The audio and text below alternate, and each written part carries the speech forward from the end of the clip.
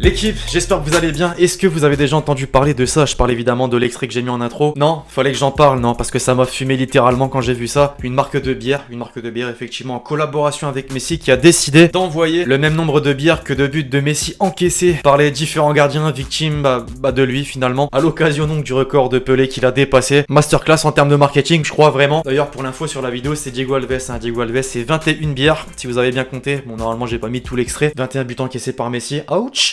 Bref, aujourd'hui l'équipe, vous avez capté, on se retrouve pour la série Mercato. Plein de choses à voir évidemment, étant donné que le Mercato hivernal a débuté. Il n'y a pas encore de gros transferts, on va dire, à part Zobola à Leipzig, mais ça va venir, il y a déjà pas mal de rumeurs. Je vais pas en dire plus, on va rapidement entrer dans le vif du sujet. Juste avant, comme d'habitude, pensez à lâcher le gros pouce bleu, c'est très important pour moi. Hier, d'ailleurs, vous m'avez tout pété, alors vraiment un gros merci à tous ceux qui contribuent là au cours de ces derniers jours, dernières semaines, et ceux qui vont continuer. Voilà, un gros merci à vous.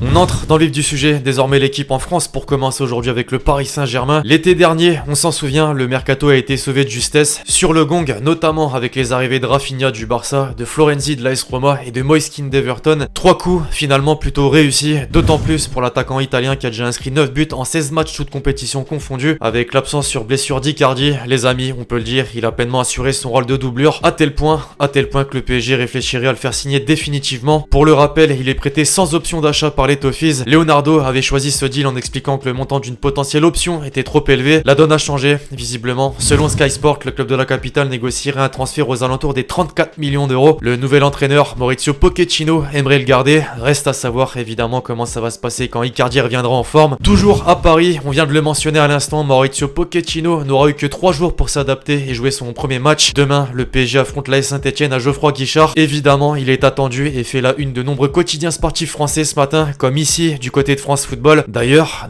les amis, ça parle aussi de Mercato. 2 noms à retenir, Messi et Sergio Ramos. Ils font partie de la longue liste des joueurs dont le contrat expire en juin prochain et sont désormais libres de négocier avec les clubs qu'ils souhaitent. Alors pourquoi ce rapprochement, vous allez me dire? Selon les informations de l'émission espagnole El Chiringuito, le président du Real Florentino Pérez aurait rencontré Ramos avant le match contre Elche la semaine dernière. Attention, le défenseur espagnol aurait répondu vouloir attendre une offre du PSG. Du PSG effectivement, et même mieux que ça, je cite: la proposition que vous m'avez faite, je ne l'accepterai pas. Au PSG, ils m'ont dit qu'ils feraient une équipe avec moi et Messi. Forcément, une info à prendre avec des pincettes. Cependant, mes Parisiens, vous en pensez quoi? Du côté de la presse britannique, maintenant, on évoque la situation de Dele Alli à Tottenham et aussi, vous l'avez dans le mille, du coach argentin. Selon le Mirror, Pochettino est entré en contact avec son ancien joueur. Leonardo maintient toujours des discussions avec son entourage et le milieu anglais, de son côté, est très intéressé. Reste donc évidemment à connaître la position des Spurs sur le dossier. Pour faire la transition parfaite outre-Manche, désormais Thomas Tuchel, les amis, Thomas Tuchel effectivement est déjà en ligne de mire. À en croire le Sun, les Blues gardent un œil sur l'ancien entraîneur du PSG en vue de remplacer Lampard. Pour qui,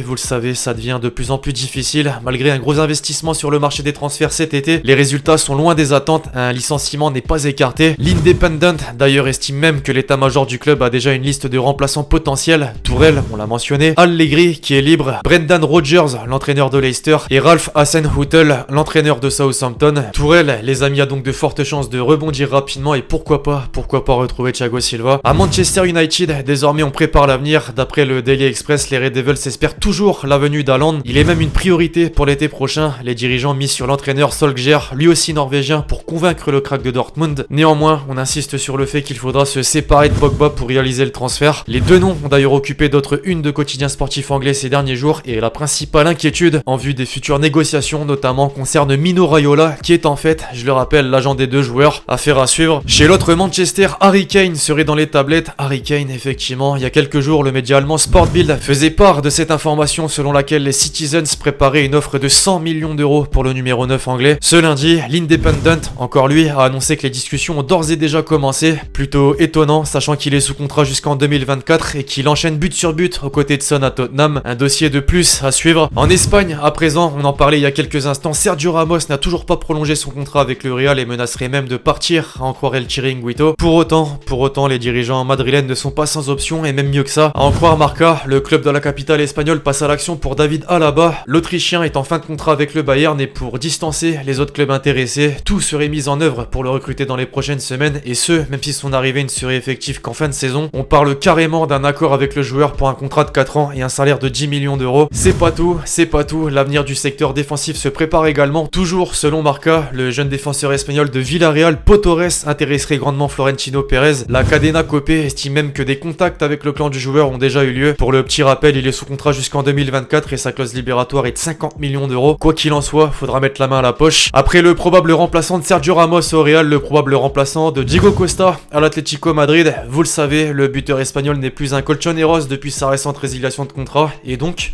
c'est une perte majeure au sein du secteur offensif malgré la présence de Suarez. Vous l'avez sûrement aperçu dans la une de Marca juste avant, Willian José de la Real Sociedad est devenu une piste numéro 1 de Diego Simeone pour renforcer son attaque. Alors un bon choix d'après vous. Puis c'est officiel, en difficulté à Arsenal où il n'a disputé aucun match avec l'équipe première lors de la première partie de saison. William Saliba est de retour en Ligue 1. Il est prêté par les Gunners à l'OGC Nice jusqu'au terme de la saison. En parlant d'un ancien Stéphanois, tiens, l'histoire se termine pour Stéphane Ruffier à l'AS Saint-Etienne. Le club a officialisé son licenciement pour, je cite, faute grave de son gardien. Visiblement en fin de carrière et retraite pour lui donc. En manque de temps de jeu à Lens, le jeune milieu de terrain Charles Bolly est prêté au Paris FC jusqu'à la fin de la saison. Après avoir annoncé l'arrivée du nouvel entraîneur Christian Groff la semaine dernière, Schalke, les amis, a annoncé le retour sous la forme d'un prêt de Sid Kolasinac. La mission prioritaire, elle est claire, sortir de la lanterne rouge en Bundesliga. Je le rappelle les amis. Schalke est dernier, 4 points, aucune victoire en première partie de saison. Nouvel entraîneur également pour l'Athletic Bilbao. Après avoir limogé Garitano dimanche malgré la victoire face à Elche, l'ancien entraîneur de Valence Marcelino a été nommé. Il s'engage jusqu'en juin 2022.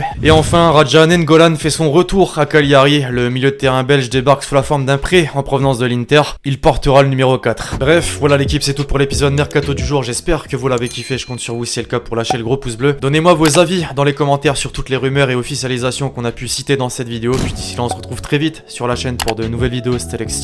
Ciao.